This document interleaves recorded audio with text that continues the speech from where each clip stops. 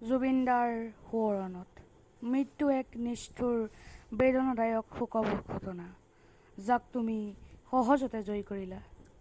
দিগন্তৰ সিপাৰে থকা পৃথিৱীখনে তুমি চাব বিচাৰিছিলা। কোনো আমুলোকৰ অজান দেশলৈ তুমি যোৱাৰ কথা ভাবিছিলা। তুমি পানীৰ মাজত শুবলৈ মন যোৱাৰ কথাও কৈছিলা। সঁচাকৈ হঠাতে সেই দিনটো আহি পৰিল।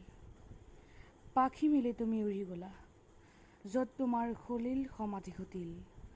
সাগৰৰ নীলাভ পানীৰ অতল গহ্বৰত তুমি শুই পৰিলা।